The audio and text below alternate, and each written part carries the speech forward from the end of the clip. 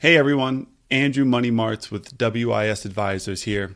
Thanks for tuning in. Today, I want to talk about real estate investing. This is a topic that I get so many questions about, and rightly so. It can play a really important role in anyone's financial plan.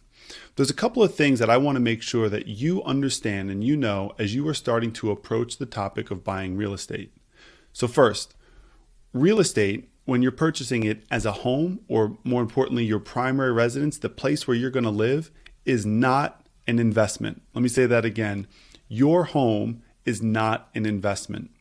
So this is one of the common things I hear from people so often. They desire to buy a home because they believe that it's going to be treated as an investment and grow over time. Now, people think this most commonly because real estate values go up, which is true. Over time, real estate values tend to go up with a few exceptions throughout history.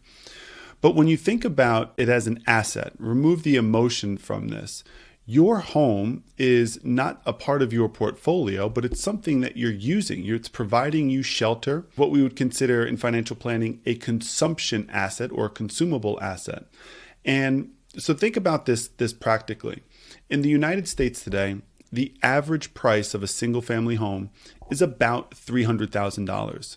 So if you were going to purchase that home, you would need $60,000 or 20% as a down payment to put into that home. So that's money you're now taking out of savings or investments and you're putting as a down payment, which would mean you would finance $240,000, and let's assume over a 30-year period of time. And in today's interest rate environment, let's just give it a 3% interest rate. I know maybe it could be more, maybe it could be less.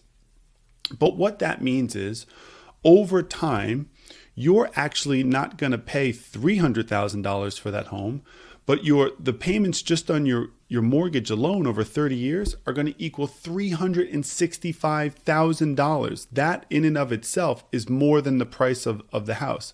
Tack on now that $60,000 down payment, and you've paid $425,000 for that home. So let's also assume that over that 30-year period of time, your home has doubled in value, and now you're able to sell it for $600,000. That's fantastic. But after you've paid $424,000 for it, it means your margins are not that much. Over a 30-year period of time, you've earned about 1.3, maybe 1.5% on your money. And when you sell that home, you still need a place to live. So you have to go somewhere. So whether you're buying another home or you're going to rent another home, you're going to need to use that capital and use that money to provide you housing. And if you're buying another home, it's likely that other homes in the places where you want to live have also gone up in value. So let's talk about the two different styles of buying real estate as an investment. So first is flipping homes, so real estate flipping. So real estate flipping can seem very popular, and it's become extremely glamorized by television. So Chip and Joanna Gaines or Flip and Flop, and everybody sees the TLCs and the real estate shows, and they think, I'm going to be able to do that. It's just so easy. The reality is it takes a lot of time and experience. So here's the 5 things that you need to know as you're looking at flipping real estate. So number 1 is all of the money is made or lost when you purchase that home.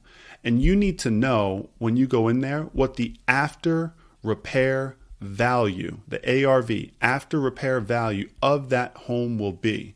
You need to know how much you're going to be able to sell that home for in that given market, whether it's the location, the geography, the type of home that it is. So you need to know, and you need to be pretty accurate on what those assumptions are, because that will tell you how much you should pay for the home. And again, all the money is made or lost on the purchase, on the beginning of that transaction. If you overpay for the home, it's likely you won't make any money on that flip. Second thing is skills. So many times the most successful people who are flipping homes, they just have a lot of skills as it relates to being handy. Maybe they can go in and do their own plumbing, electricity, they can repair a roof. So they have a certain amount of either carpentry, electricity, or some sort of contracting skills that they can bring in. They're able to do the repairs themselves, which avoids them having to go out and pay somebody to do that for them, which is obviously just going to eat into profits.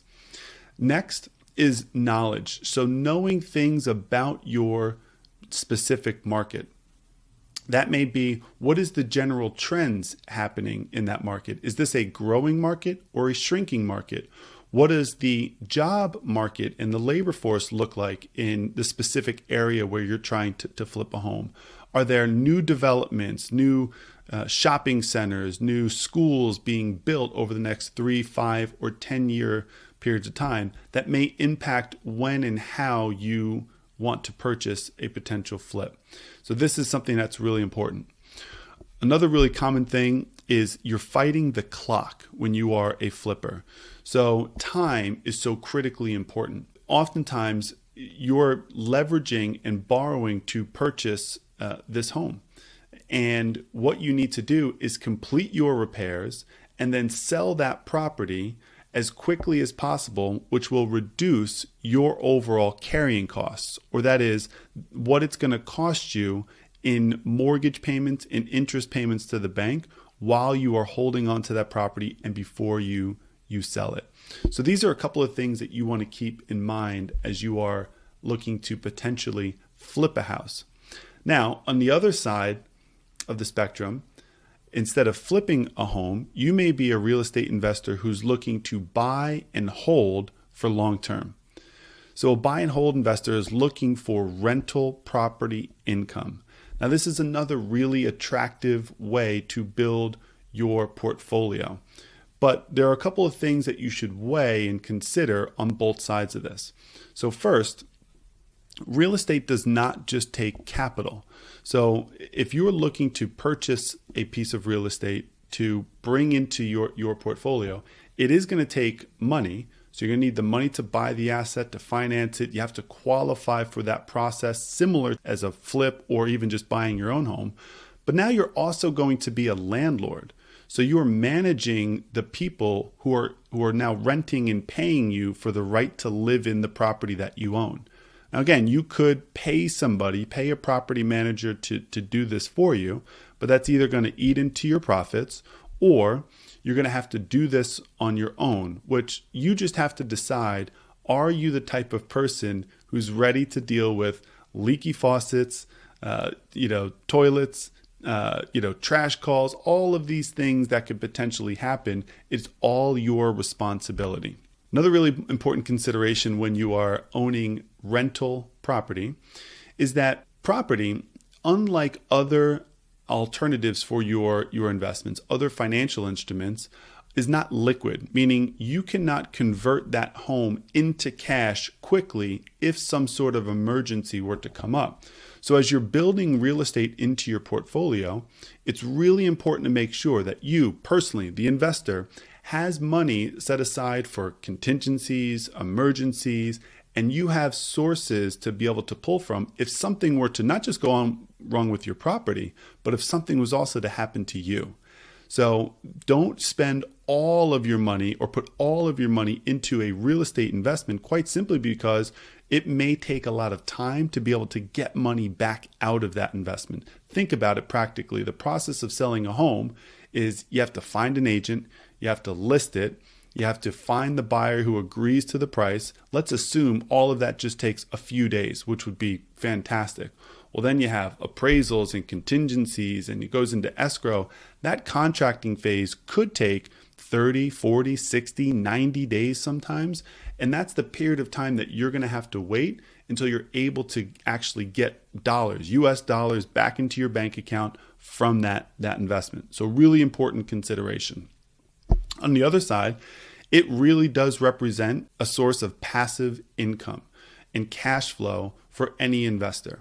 So the nice thing is that if you are financing a property, a rental property, interest payments on those loans can be tax deductible. Check with your CPA. Other tax considerations on the other side, and this may be what we would consider a con, is if your adjusted gross income, if you're a high income earner, is over $200,000 as a single person or $250,000 as a married couple filing jointly, you may be subject to additional taxation from the income you receive from that property. Again, check with your CPA, but make sure you understand all of the costs, fees, and taxes associated with your investments. Now, like I started this video, Real estate investing is a phenomenal way to build a portfolio, but remember, it's just one component. And don't ever be emotional, even though it's fun to look at those dream houses, to search through Zillow and see all of the beautiful homes out there. As a real estate investor, don't ever be emotional about the investment and what you're going to put your money into. Think about it as a business person. What is this going to cost? What are the risks? What are the potential rewards? What is my access to my money and my liquidity look like? All of these factors should help support your decision as you're looking to become a great real estate investor. Hey, thanks for tuning in again. Make sure you like, subscribe, and turn on your notifications. More importantly, share this video with somebody who you think might benefit.